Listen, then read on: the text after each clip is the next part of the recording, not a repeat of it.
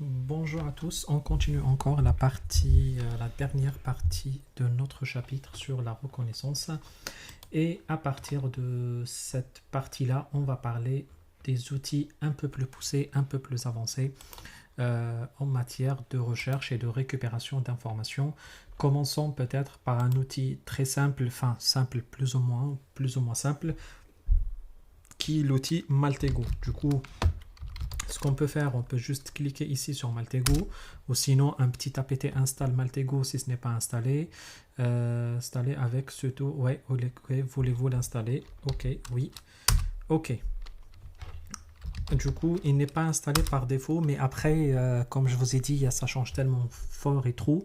Sur la version d'avant, il était installé. Sur celle-ci, non. Vous voyez que ça bouge un peu trop. C'est pas grave, il n'est pas installé. On va l'installer. Le temps qu'il s'installe, je vais aller sur le site de Maltego pour créer un compte. Et ça, c'est très important.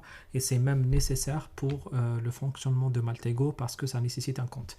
Et en attendant également que cela s'installe et que la page s'ouvre, il est nécessaire aussi que vous sachiez d'abord ce que c'est Maltego et ce que signifie Maltego. Maltego, c'est, on va dire, un couteau suisse ou un ensemble d'éléments ou un logiciel qui permet de faire les analyses sur Internet sur la base de toutes les informations que vous renseignez. Du coup, le format, c'est un format un peu hiérarchique ou hiérarchisé, pardon, qui permet de chercher des informations, comme on peut le voir ici. Et du coup, vous allez peut-être donner le nom, enfin, je vais écrire Emmanuel Macron. Ça va me sortir toutes les transforms autour d'Emmanuel Macron, par exemple. Quelque chose qui s'appelle Élysée. Et puis, je vais chercher ce que signifie l'Élysée. Je vais, à partir de là, trouver le numéro de téléphone de l'Élysée, etc., etc. Vous voyez qu'il peut faire des transforms, c'est des relations entre les gens. Par exemple, vous pouvez lui donner un site web, il va vous sortir les adresses mail qui sont enregistrées sur ce site web. Il ne fait pas des solutions miracles, mais il a des API, et il se base sur ces API pour aller chercher des informations. Et quand vous entendez le mot ou le terme API, vous comprendrez peut-être tout seul qu'il s'agit d'un outil qui soit plus ou moins payant parce qu'il permet d'interagir avec des outils, des plateformes, des logiciels, etc. C'est totalement normal. Maltego, c'est payant. Enfin, les API sont payantes, sauf la partie utilisation free, for free, ou ce qu'on appelle l'utilisation de la version CE. C'est ce qui vous permet d'avoir quand même pas mal d'informations sur la base de cela. Du coup, ce qu'il faut comprendre au final, c'est que Maltego, ce n'est que le groupe ou un groupement de tout ce qu'on a vu, par exemple les Whois, les Shodan, etc. Il les groupe sur une seule interface graphique qui permet de le faire avec une certaine beauté, on va dire, une façon très simple ou plus simple à faire. Après, il a un concurrent sous Windows qui permet de faire des analyses. C'est peut-être pas vraiment un concurrent, mais allez, on va dire un élément qui lui ressemble, qui s'appelle Foca, qui permet plus ou moins de faire la même chose. Pour être sincère, j'ai pas encore réglé le souci, par contre, c'est pas ça. Je ne sais pas comment je peux dire. Footprinting, peut-être. Footprinting.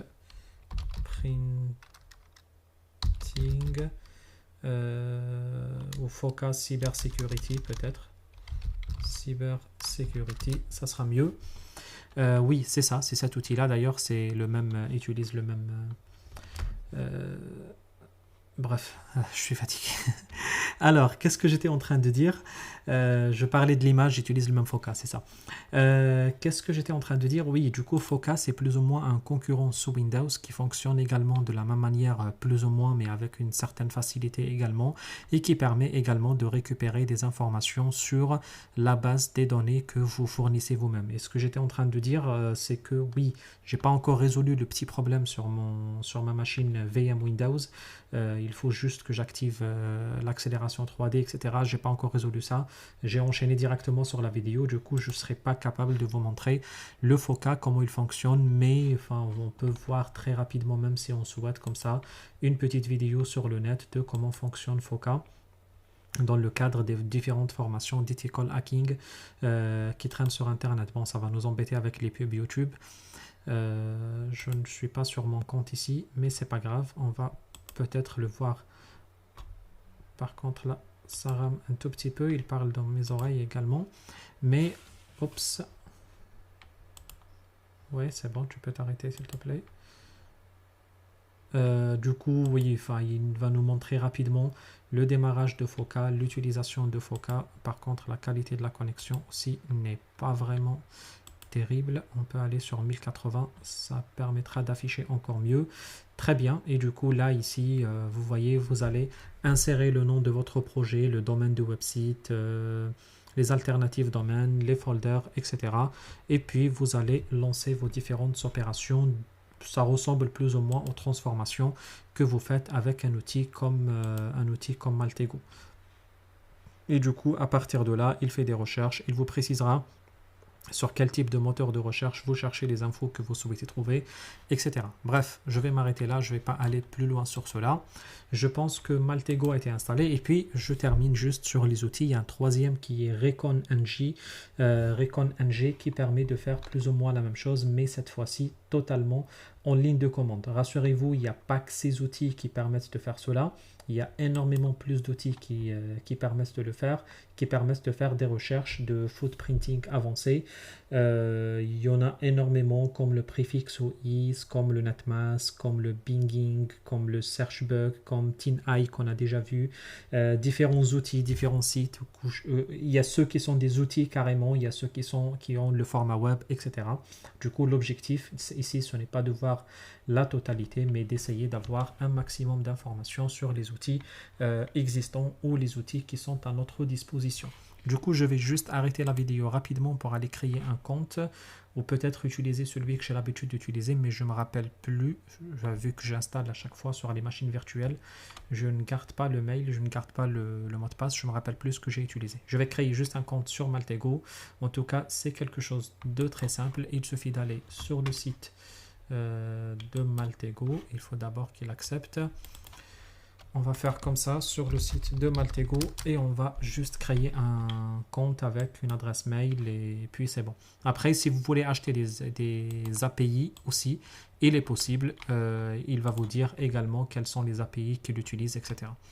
Du coup, là, vous aurez une petite vidéo publicitaire de comment il fonctionne globalement le Maltego et quelles sont les informations que vous pouvez trouver, chercher, etc. C'est le principe des transforms sur le site. Allez, je vais juste arrêter tout de suite et j'en viens.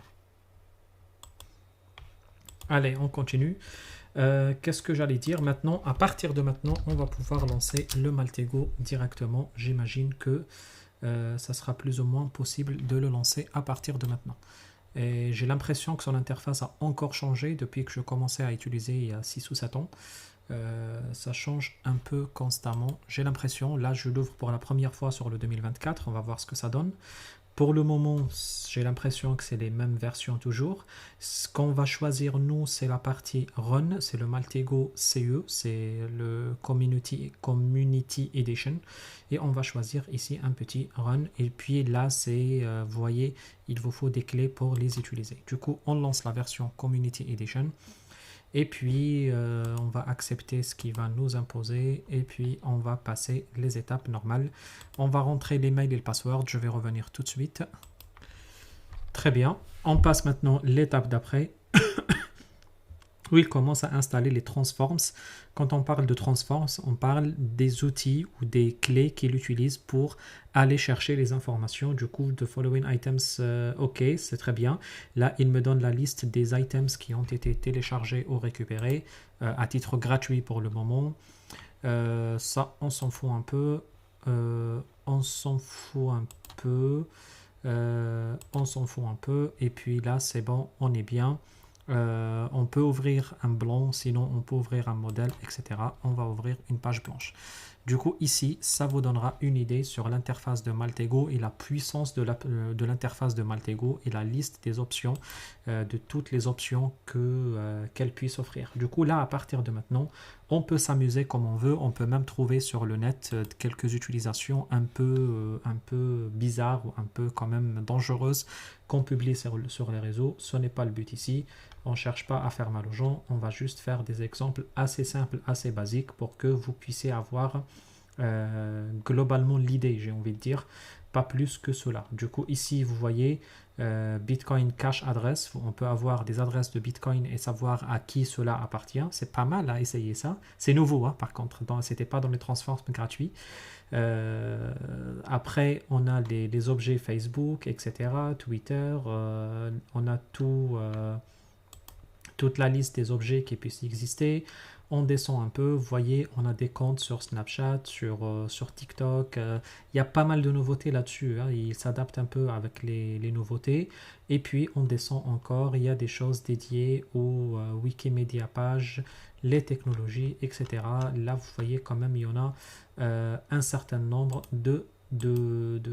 comment dire, un certain nombre d'entités à pouvoir rechercher, à pouvoir récupérer pour faire ce qu'on veut faire dessus. Alors, du coup, je ne sais pas ce qu'on peut choisir pour le moment exactement. Par exemple, je ne sais pas. Allez, qu'est-ce qu'on va choisir? Allez, on prendra par exemple une affiliation LinkedIn. On peut trouver plus, hein. On peut trouver les personnes, on peut trouver pas mal de choses, hein. Il n'y a pas tout ici.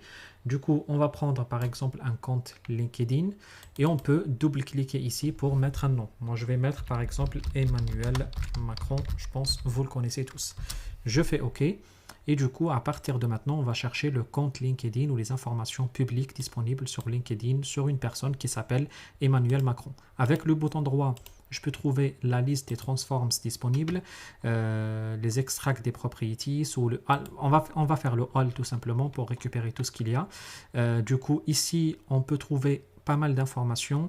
Est-ce qu'on peut trouver l'email adresse? Est-ce qu'on peut trouver le domaine, le DNS name? Est-ce qu'on peut trouver le phone number? Est-ce qu'on peut trouver je ne sais pas quoi comme information? On peut aller directement lancer toutes les transformations d'Emmanuel Macron et puis extract property as phrase run. On peut lancer les transformations liées à une personne qui s'appelle Emmanuel Macron sur LinkedIn ou le compte d'Emmanuel Macron sur LinkedIn. Là, il me dit que la plupart des informations, il me les affiche avec 0. Là, quand même, il y a quelques informations qui sortent avec 1.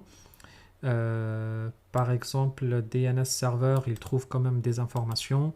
Il trouve des informations sur quelque chose, sur pas mal de choses, mais par contre, la plupart des informations, il me les affiche à 0. Ok, bah on s'en fout, on va pas prendre ça alors. Qu'est-ce qu'on peut prendre encore? Pourquoi il ne m'affiche pas les websites ici? Il a dû changer un peu, hein, excusez-moi, il a dû changer, je m'adapte un peu avec le nouvel affichage. Hop. Alors, qu'est-ce qu'on peut faire encore de plus? Bon, je pense que vous avez compris le principe. Je suis un tout petit peu perdu dans cette nouvelle interface parce que je ne trouve pas des choses comme les websites, comme les personnes, comme pas mal de choses, hein. Il y a énormément de choses que je ne trouve pas. Est-ce qu'ils ont changé les noms? Est-ce qu'ils ont changé des choses? Parce que je trouve des informations sur le social engineering, sur les cryptos, sur les technologies, Wikimedia, et recently used, mais par contre, je ne trouve pas d'autres choses, par exemple, comme les sites web, les personnes, les informations DNS. Malheureusement, il y a énormément de changements, à moins que tout cela est devenu payant. Je n'ai pas, comme je vous ai dit, la version 2024, je l'utilise pour la première fois. Mais je pense que c'est ça. Je pense que tout est devenu payant, j'ai l'impression. Oups, pardon, je perds l'accès à ma machine. Je reviens tout de suite. C'est bon. Après, bon, je pense qu'on a compris le principe. On peut encore utiliser des informations comme ça. Sur Twitter, on peut aller chercher des informations sur quelqu'un, par exemple, un compte spécifique sur Twitter. Qu'est-ce qu'il me dit ici? On peut écrire Elon Musk. Et puis, on peut lancer toutes les transformations sur Elon Musk, sur la personne Elon Musk. Ok. Ignore les retweets. On n'ignore pas, c'est pas grave. Remember, et puis Run. Et puis, on va voir ce qui peut m'afficher sur une personnalité comme Elon Musk. Malheureusement, je vois qu'il ne m'affiche pas. Il ne m'affiche pas des informations. Je ne sais pas pourquoi qu'il ne me sort pas. Oups, là peut-être. Non, il ne me sort pas pour le moment les transforms. Je pense que je vais passer à l'ancienne version. Au pire des cas, je vais lancer l'ancienne version de... Oups, non, non, là il fait n'importe quoi. Ouais, enfin, je pense que tout est devenu payant malheureusement. Je suis un peu triste parce que finalement, ça ne va pas nous servir à grand chose et c'est un tout petit peu embêtant. Qu'est-ce que je peux faire là-dessus? Qu'est-ce que je peux faire là-dessus? Je peux lancer. Enfin, ok, on s'en fout. Je vais m'arrêter là. Je ne vais pas montrer encore plus. Mais je pense qu'on a compris le principe. C'est on va interroger des bases pour chercher des informations. Là, tout ce que je suis en train d'essayer de trouver, malheureusement, je trouve qu'on est plus ou moins bloqué. Il nous donne les informations en bas, mais par contre, en haut, il ne nous affiche pas les transforms pour une raison que j'ignore totalement. Mais bon, c'est pas grave. On va prendre par exemple encore, je pense, on a compris plus ou moins l'objet maintenant, l'objectif ou comment cela se passe. C'est pareil si vous voulez chercher des adresses de crypto, de Bitcoin ou autre chose ou autres informations ou les affiliations par exemple YouTube, encore d'autres. Je ne sais pas si je fais ici, est-ce que je vais pouvoir trouver. Allez, je laisse avec le nom qu'ils avaient mis eux-mêmes. Je ne sais pas ce que ça peut donner comme information, mais bon, là pour le moment aussi, il ne donne rien du tout. Et comme je vous ai dit, je ne sais pas du tout pourquoi il ne donne pas ces informations. Au pire des cas, ce que je vais faire, je vais arrêter cette vidéo, je vais relancer VirtualBox et relancer sur l'ancienne version parce que je l'ai aussi sur une version 2022 qui est là. Je vais voir ce que cela donne. Si ça ne donne rien, on va passer directement, c'est pas grave. Déjà, je n'ai pas lancé cette machine depuis un certain temps. Allez. Yes, après, allez, j'ai récupéré sur l'ancienne version. C'est beaucoup mieux. Après, je ne sais pas sur la nouvelle pourquoi. C'est un peu étonnant parce que je viens de télécharger le package aussi. J'ai l'impression que c'est le même, mais je ne sais pas pourquoi ici ça marche, sur l'autre ça marche pas. Bref, on s'en fout. C'est malheureusement, c'est l'informatique, c'est comme ça. Alors, ce que j'essaye de dire, c'est que ici, c'est beaucoup mieux. J'ai récupéré même un exemple sur la base, par exemple, de maltego.com.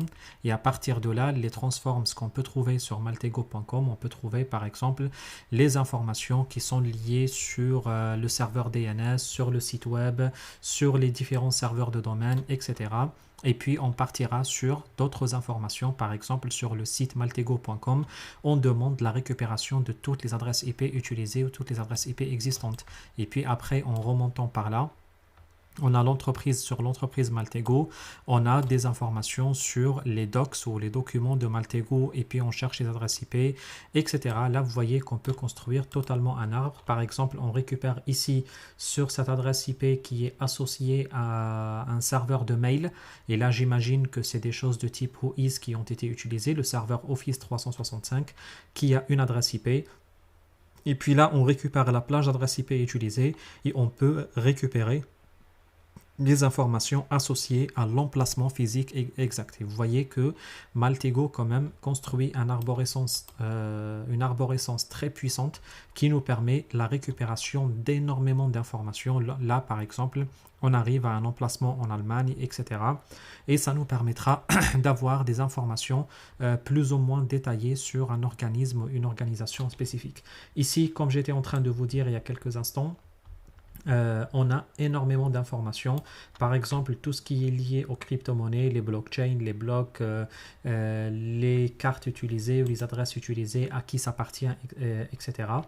Des choses détaillées liées custom, customisées, enfin personnalisées, c'est ça, pour des vidéos. Des informations sur des devices, par exemple les mobile phones, les smartphones, les mobile computers, les différents types de devices. Des informations sur les types d'events, les emails, les conversations, les incidents et tout. Des informations sur les compagnies, les entreprises, les gangs, vous voyez, là, enfin, je sais pas si, allez, si on écrit ça, là vraiment je m'amuse, hein. C'est vraiment pas du travail qui m'intéresse, on va s'amuser un peu. Après, on peut récupérer des informations sur des courants politiques, sur des mouvements, des groupes en ligne, sur par exemple des infrastructures, sur des enregistrements de type DNS, des bannières, des informations d'adressage IP, les notations CIDR, autrement dit les sous-réseaux, les blocs d'adressage IP. Bref, vous voyez comment il y en a énormément. On peut trouver sur des personnes, sur des réseaux sociaux, sur des entreprises, sur des numéros de téléphone. Vous pouvez trouver tout ce que vous souhaitez là-dessus. Latin Kings, là il nous donne comme nom exemple Latin Kings. On peut voir ce qu'on peut avoir comme information sur les Latin Kings comme organisation de criminels et les choses qu'ils puissent nous récupérer sur ce Latin Kings. On peut par exemple aller ici chercher des name servers, des adresses IP, etc. J'ai pas l'impression que c'est des organismes qui utilisent des adresses IP comme organisme. Allez, si on va utiliser El Chapo, là, comme je vous ai dit, je m'amuse, c'est tout. Hein. Je rigole pas plus que ça.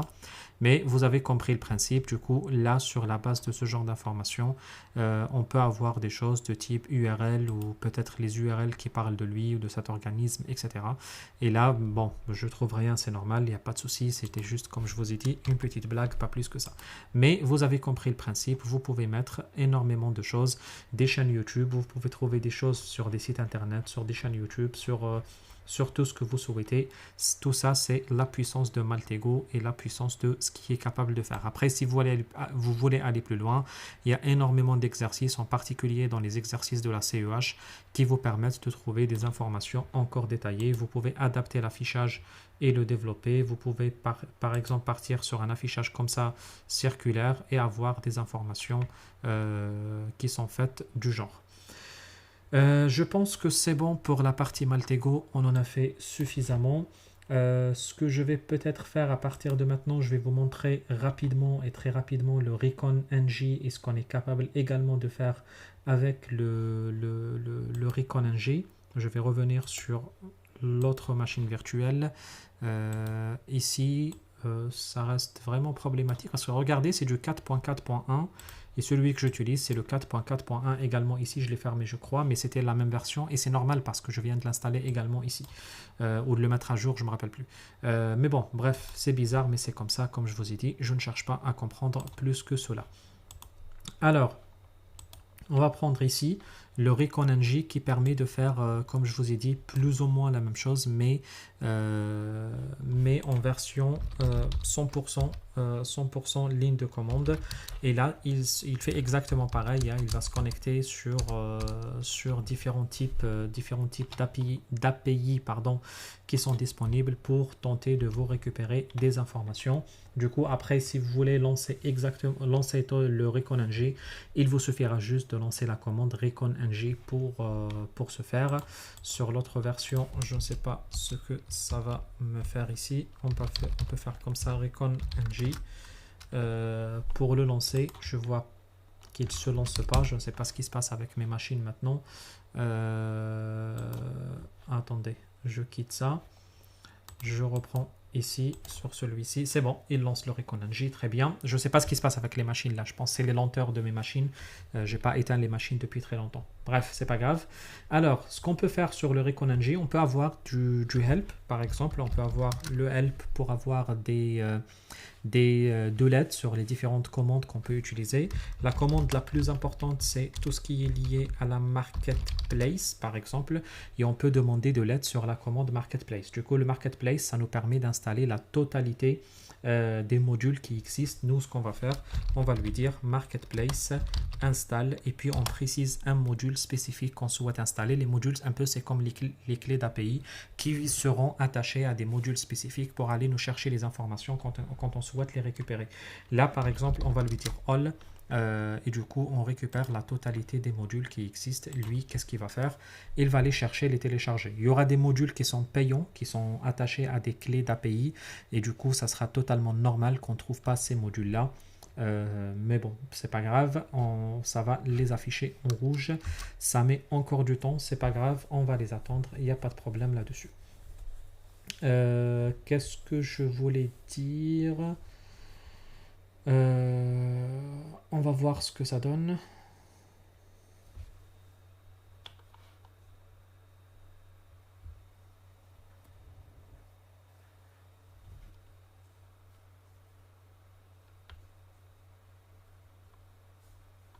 On attend un peu. Là, il nous dit qu'il a installé le cache Snoop.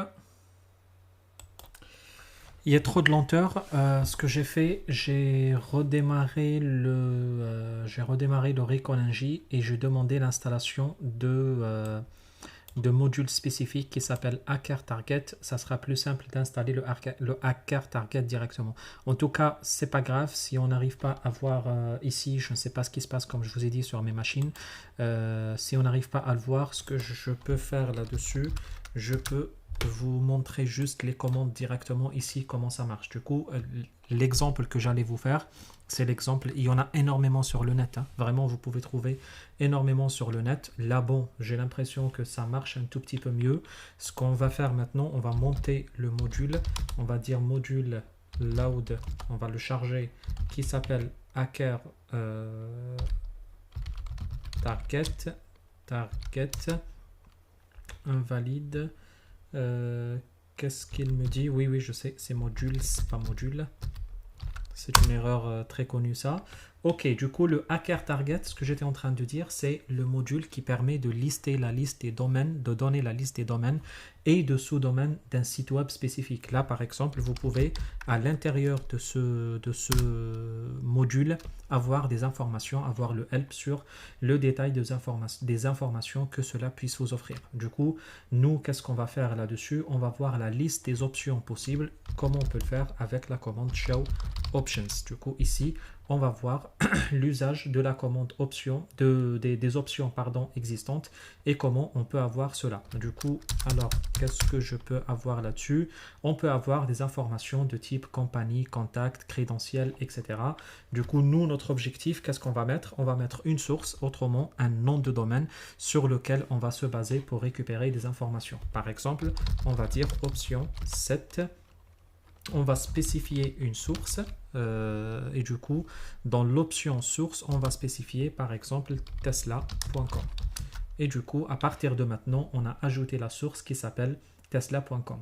Alors, qu'est-ce qu'on peut faire? On peut utiliser l'usage de la commande info. Ça permet de nous afficher les valeurs courantes et puis tout ce qui a été changé pour Tesla. Du coup, nous, qu'est-ce qu'on peut faire? On peut voir info et ça va permettre de nous donner les informations sur notre source qu'on vient d'utiliser qui était le Tesla. Du coup, à partir de maintenant, on peut également spécifier les inputs, spécifier input pour confirmer que nous avons le module tesla.com qui est le module, pardon, l'option tesla.com ou le domaine ou la source tesla.com qui est utilisé ici comme option. À partir de maintenant, on peut lancer notre module de base qui s'appelle le Hacker Target. Du coup, nous, qu'est-ce qu'on va faire? On va juste mettre run pour lancer le Hacker Target et vous voyez le run, qu'est-ce qu'il fait? Il va nous récupérer la totalité des sous-domaines de Tesla ou la totalité des domaines ou des sous-domaines utilisés par Tesla et avec les adresses IP qui sont avec. Vous voyez quand même que c'est un module très puissant, très performant qui nous récupère énormément d'informations tout de suite. Je pense que j'étais un peu perturbé. En plus, il est 1h30 du matin. J'étais un tout petit peu perturbé par les problèmes. Je ne sais pas si c'était très clair pour vous ou pas, mais le principe, c'est très simple. Vous allez voir le marketplace pour récupérer, pour installer les différents outils. Vous faites all ou vous faites exactement l'option, le module que vous souhaitez installer. Après, il faut juste chercher à loader, à monter ou à charger votre module avec le petit load, avec la commande load. Du coup, vous allez juste spécifier le modules load et vous spécifiez celui que vous voulez charger, par exemple, comme Hacker Target. Et puis, à partir de maintenant, vous pouvez afficher les options. Enfin, le plus important, ça sera d'ajouter surtout la source que vous souhaitez ajouter. Par exemple, on peut juste lui dire dans la liste des options existantes, on peut lui dire option 7, on spécifie la source qui était tesla.com. Et puis, à partir de maintenant, il est possible de lancer directement votre run. Vous voyez que c'est très simple, c'est juste l'ensemble de 3-4 commandes et le hacker target va tourner pour nous récupérer la liste des sous-domaines. En plus, on peut récupérer grâce aussi à ce module la liste des hosts. Du coup, on peut juste insérer la commande hosts, show hosts. Ça va permettre de nous afficher la liste de tous les hosts. Show hosts ici. on peut avoir la liste de tous les hosts sur les différents sous-domaines de Tesla.com. Vous voyez que quand même, c'est quelque chose de très puissant, de très performant. Et c'est du pur ligne de commande, c'est ce qui peut être beaucoup plus puissant que l'interface graphique et ça pourra vous récupérer énormément d'informations sur les différentes sources que vous voulez chercher. Après, vous pouvez même ajouter des clés spécifiques avec la commande, par exemple case add, et à partir de maintenant, vous allez mettre votre clé, par exemple, si vous voulez une clé Shodan, vous pouvez la mettre ici, par exemple, directement ici, la clé, je ne sais pas moi quelle clé vous allez ajouter pour pouvoir vous connecter directement, Shodan, les serveurs de Shodan, directement sur le Recon NG. Vous voyez que c'est quelque chose quand même qui est très puissant, qui est très performant et qui est très utile. Désolé pour cette petite perturbation, mais normalement, on est bien globalement là-dessus. Après, qu'est-ce qu'on peut faire encore en plus? On peut voir très rapidement le footprinting, globalement à quoi il permet dans les tests de pénétration et qu'est-ce qu'on fait dans les tests de pénétration de footprinting pour terminer. Du coup, le footprinting, vous l'avez peut-être bien compris, ça permet de récupérer la totalité des informations qui traînent sur n'importe quelle cible, entreprise, organisation, personne, etc. afin de préparer une attaque. Du coup, dans le cadre de footprinting, l'objectif sera de préserver l'entreprise contre les fuites de données, sera de prévenir la récupération de l'information relative aux enregistrements DNS et surtout prévenir tout ce qui est lié aux attaques de type social engineering et la récupération, la manipulation des informations qui traînent sur n'importe quelle entreprise. Du coup, comment on fait le footprinting dans le cadre d'une attaque ou dans le cadre de...